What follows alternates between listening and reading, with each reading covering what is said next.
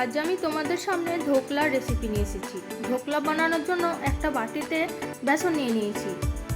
এবার পরিমাণ মতো লবণ দিয়ে দিচ্ছি,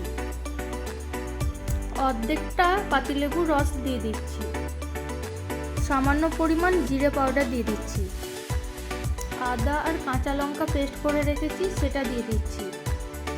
এবার আমি একটু জল দিয়ে এবার আমি হাতের সাহায্যে ভালো করে ম্যারিনেট করে নিচ্ছি।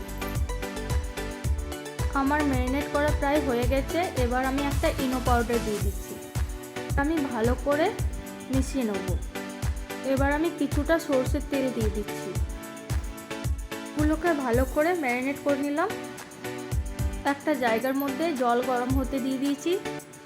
আমি একটা টিফিনের মধ্যে বানাচ্ছি, টিফিনটাতে তেল লাগিয়ে নিলাম। এবার আমি ব্যাটারটাকে ঢেলে নিচ্ছি, ঠিক মতো সেট করে নিয়েছি।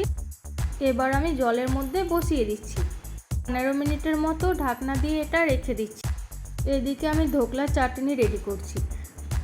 একটা কড়াইয়ের মধ্যে তেল গরম হতে দিয়ে দিয়েছি, 1 চামচ মতো কালো সর্ষে দিয়ে দিচ্ছি, কয়েকটা কাঁচা লঙ্কা দিয়ে দিচ্ছি, কিছুটা কারি পাতা দিয়ে দিচ্ছি। এগুলোকে ভালো করে ভেজে নেব।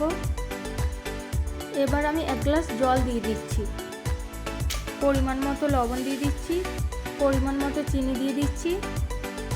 এবার কিছুক্ষণ এটা ফুটতে দেব। ফুটে এসেছে, এবার আমি পাতিলেবুর রস দিয়ে দিচ্ছি। এদিকে আমার ধোকলাটাও রেডি হয়ে গেছে। একটা চাকুর সাহায্যে আমি ধোকলার সাইডগুলো কেটে নিচ্ছি। এবার আমি ধোকলাটাকে একটা প্লেটের মধ্যে বের করে নিচ্ছি। দেখো আমার ধোকলাটা কত স্পঞ্জি হয়েছে, কত সুন্দর হয়েছে। চাটনিটা আমার রেডি হয়ে গেছে। ধোকলাটার মধ্যে চাটনি দিয়ে দিচ্ছি। আমার ধোকলা চাটনি রেডি। যদি রেসিপিটা ভালো লাগে একটি লাইক, কমেন্ট, শেয়ার করে দেবেন। ধন্যবাদ।